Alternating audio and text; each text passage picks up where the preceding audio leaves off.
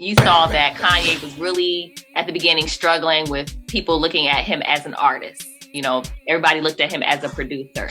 The beat to Jesus Walks was a song by me before it was Kanye's song, and it was on my demo, which led to me to get signed as a kid. Yeah, I played them Jesus Walks and they didn't sign me.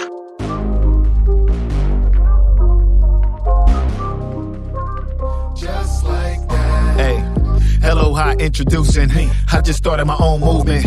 Beyond the bumps and the bruises, I just stump with the music.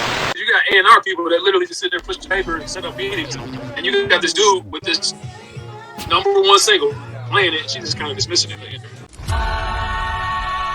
Well, who are you to call yourself a genius? Somebody tell these niggas just. In my mind, I'm like, this is whack. He's never gonna make it. Everybody out there, listen here. I played them Jesus Walks and they didn't sign me. And I didn't see him as a rapper. I really still don't. Once niggas tell you hot, still doubt yourself. Man, what the fuck is this right here? Don't taste. Man, that shit don't go up there, man. That shit been out of your mouth and shit.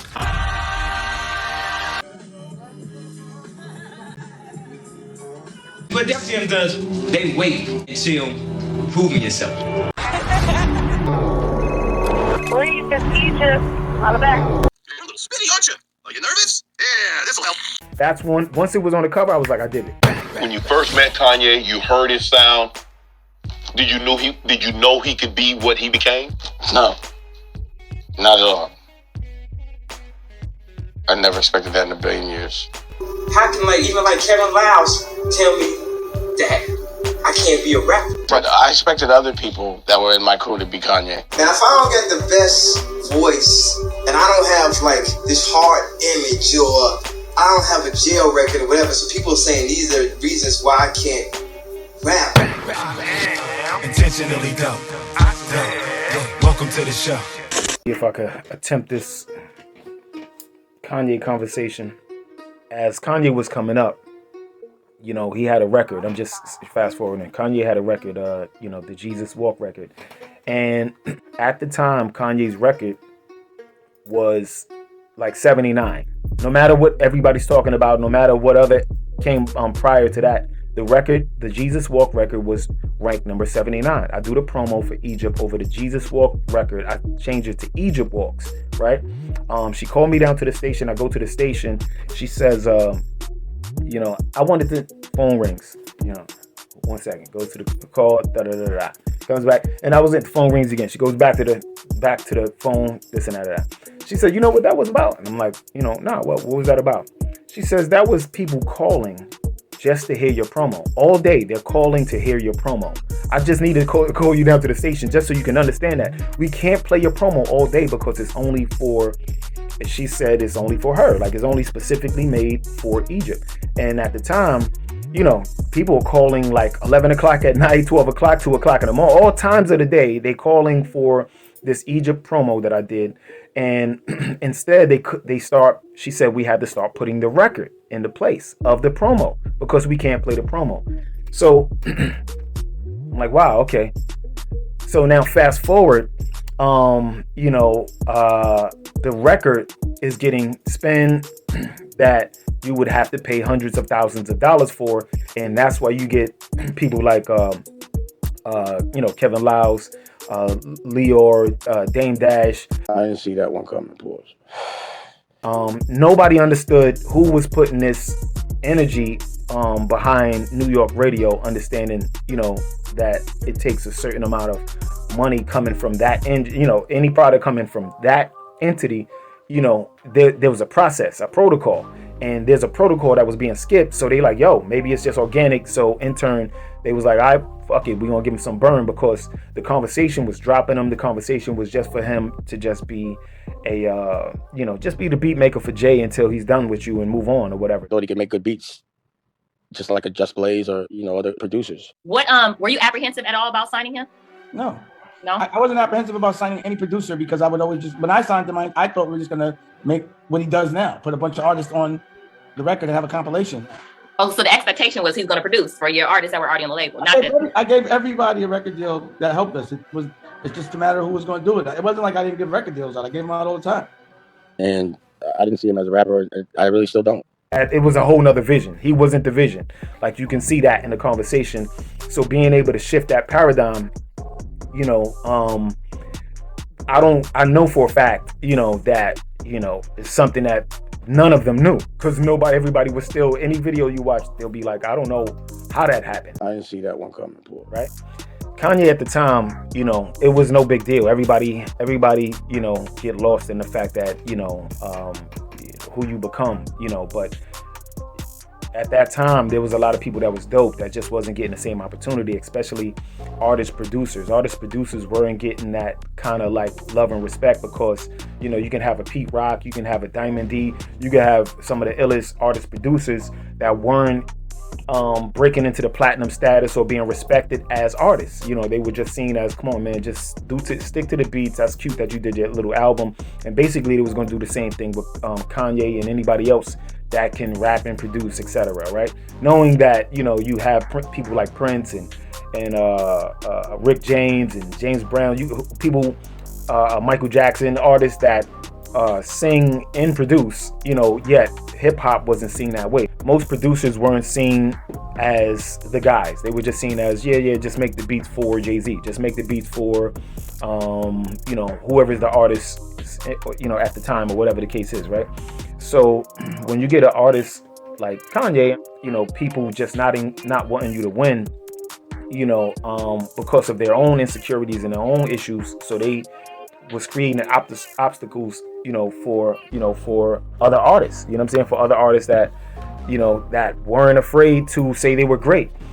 And so at the time, I'm saying that, you know, and they like, yo, this guy is saying that too. And then I get jammed up with the damn child support and, you know, and just personal issues, you know. So I was like, all right, but that don't mean I'm not dope. You know what I'm saying? Like, I'm still gonna put in this work, and I think I got an idea. Like, I'm gonna set a couple of plays and watch them. That's the blessing of it all, being able to prove it without having to ask favors.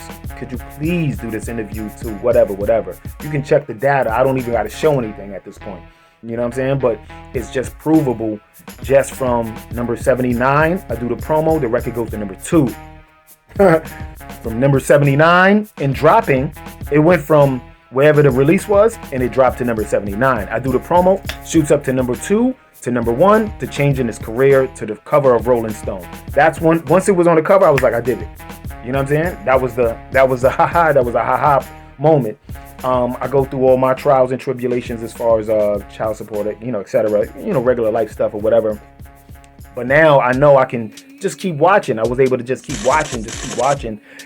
So just knowing that, and then being able to do it again, right, years later, is just, you know, the proof of, you know, not only just the pull of that craving for that new energy that I'm bringing, just anything that I'm touching, just that golden touch type of thing. You got what I'm saying? Where it's able to translate into turning a station that was not to number 2 to a number 1 station.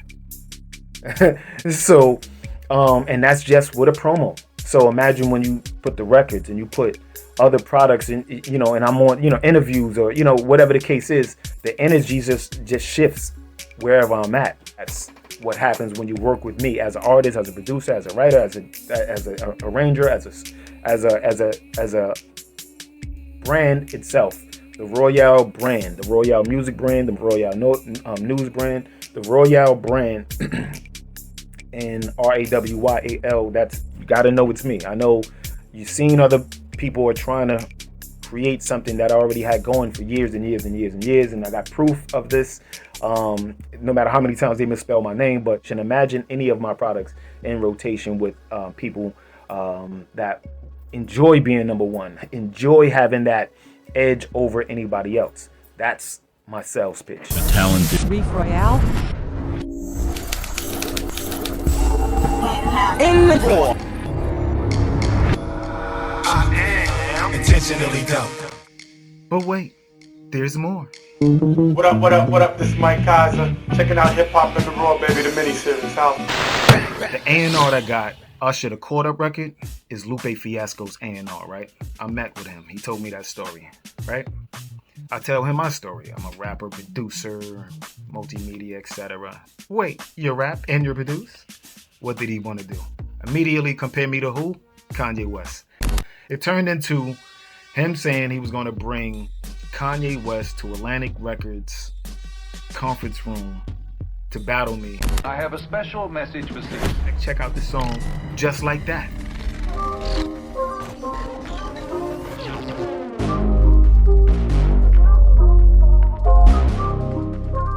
Just like that. Hey.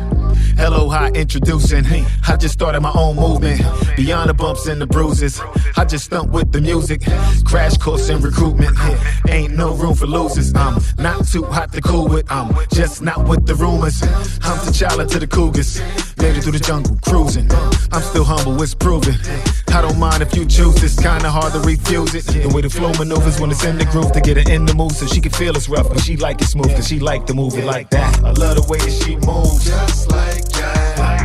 She don't know she my muse. Just like that. How you make it hot and keep cool. Just like that. She light up the room, set the mood. Just like that. Just like that. Just like that. Yeah, just like that. Yeah, just like that. I am not in my feelings. I'm just living in the moment. I'm just here for promotions. I need bags like the grocers.